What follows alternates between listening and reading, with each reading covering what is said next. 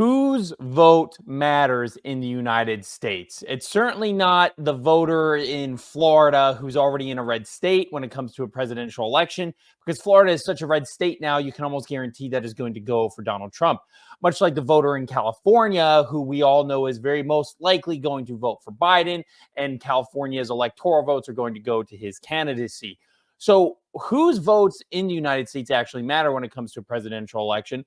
And how does that factor into, say, third party candidates such as RFK Jr.?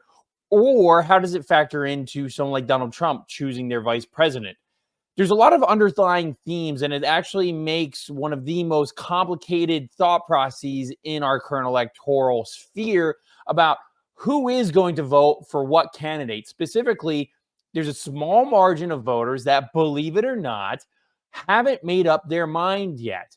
About 90% to 95% of voters already know whether they're going to vote for Donald Trump or for Joe Biden. Not much is going to change. But there's a 5 to 10%, and probably, believe it or not, even smaller than that voter population who is still trying to figure out who they're going to vote for. There's even a smaller margin of error of those people who live in swing states, which, by the way, anytime you see marketing or presidents saying certain things that you may or may not relate to, it's most likely because you're not the audience. It's because their audience is this slim margin of people who actually change who they vote for each presidential election. So how does this all relate to, say, RFK Jr.'s strategy? How does this even relate to someone like Donald Trump picking a vice president? Well, one of the biggest things to determine this election cycle is Donald Trump's voter base of support. What is his ceiling in the electorate? I've seen some numbers say that it is 40%. I think last election in 2020, his ceiling was about 46%. If his ceiling of base support is 46%, that means in order to win in any regard, he needs to make that up to at least 50 to 51%. Of course, this is maybe referencing the popular vote. We know we don't need the popular vote in American elections. You just need the right amount of voters in these swing states.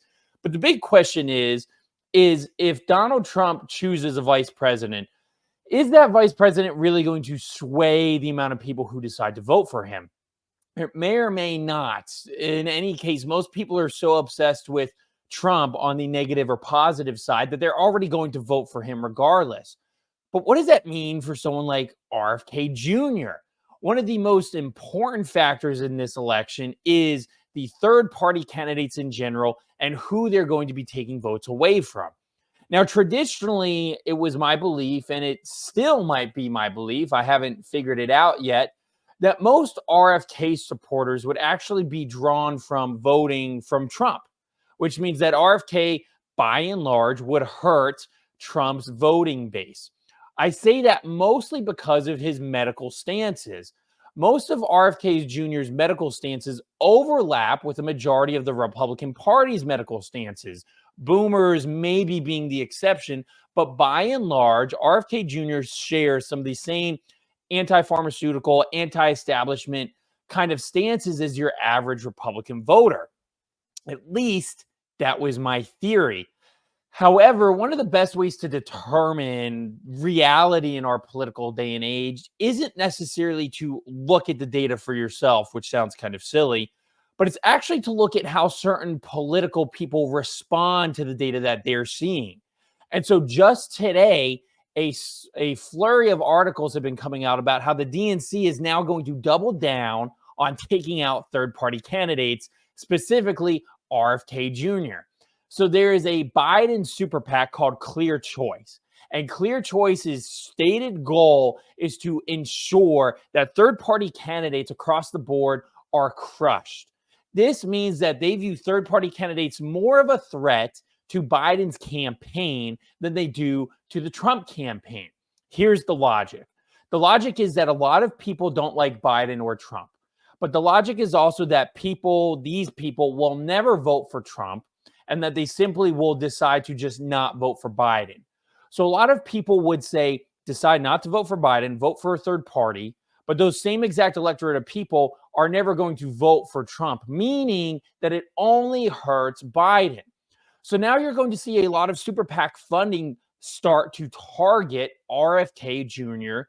in the political process now that both Biden and Trump have locked up enough people to secure their respective nominations. But it goes further than that. And you can kind of see in the background some of the writing on the wall about who's really behind this.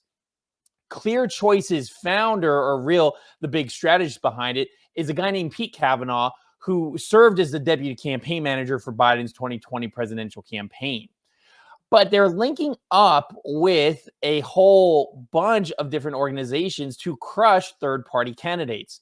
Specifically, there's an organization specifically for opposition research called America Bridge 21st Century, which probably has David Brock's hand in it some way, shape, or form. If you guys have seen my previous reports on David Brock and kind of his web, which is huge and kind of more unraveled in some of Cheryl Atkinson's work, all know what a powerful figure David Brock is. But American Bridge 21st Century is all about targeted media, essentially persuading people that every vote that is not for Biden is against Trump. And, we saw this in 2020. We saw this actually even in 2016. And a lot of this comes from the belief that third-party candidates like Jill Stein could have actually cost Hillary Clinton the election in 2016. In fact, the margins between Donald Trump and Hillary Clinton were so close in 2016 that if you were to actually look at the Libertarian candidate and look at the Green Party candidates, some of those voters just themselves, or just Jill Stein or the Libertarian Party candidate, would have been enough for Hillary to potentially flip a state, or for Donald Trump to even flip a state. That's how close these margins are, and that is going to continue into 2020 all the way up into 2024. But now you even have another organization called Citizens to Save Our Republic, which is specifically targeted at no labels. What is no labels? Some of you have probably already heard of it, but no labels is all about not having a Democrat or Republican specifically run for office. This idea that the two-party system is corrupt and that we need to bring people together to run on a no labels candidacy, a no labels ticket, to kind of bridge the gap in the middle for Americans. It is no surprise that no labels is not in any way, shape, or form successful. They're a complete failure. But what has also happened is a lot of people on the Republican side and the Democratic side have threatened any Democrat or Republican from joining the no labels candidate. All this to tell you that you should expect to see hit pieces more targeted toward crushing RFK Jr. from now until Election Day.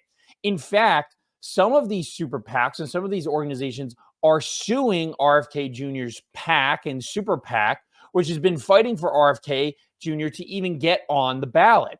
That's how strategic these people are playing. The fact that RFK is getting on ballots, specifically in swing states, which are going to be the most important states, is truly what matters. Some of the polling, which if polling is to be believed, which once again, very hard to tell, shows that anytime RFK is actually added to a voting list, that it actually helps Trump's chances. Now, does that mean RFK Jr. and Trump are working together? I don't think so. And if anything, my argument in the past has been that if RFK really wanted to harass the Democratic Party, then he would have actually just stayed a Democrat, really creating a chaotic scene at the DNC's convention. However, because of his labeling as an independent, as long as he can get on ballots, which is still tough, but is looking more and more likely as he's getting on more and more ballots, means that he can actually produce a more successful result when it comes to harassing, I would say, the Democratic Party more so than the Republican Party. Now, how RFK Jr. will kind of wade in those waters will be very interesting. He certainly doesn't want to be viewed as a Trump surrogate. He's already been called a Trump surrogate by Democrats in the past. But according to some of the data, it really seems like RFK could push Trump over the limit and ensure that there is a Trump presidency this presidential election cycle, which may mean that a vote for RFK is indeed a vote for Donald Trump. The main principle is this: American elections are built so much so that really only voters from very specific states, very specific districts matter the most, which means if you want to disrupt elections, if you want to disrupt the two-party system, if you want to cause havoc within the Republican Party or the Democratic Party, you really only need to target a few media markets. And that is exactly what RFK Jr. has been doing. The real key to watch and figure out is to see how successful the DNC's campaign, the Democratic Party's initiatives are against RFK Jr. Are they able to crush any momentum that he has? Are they able to maybe even kick him off the ballot? That will have to be determined in the coming months.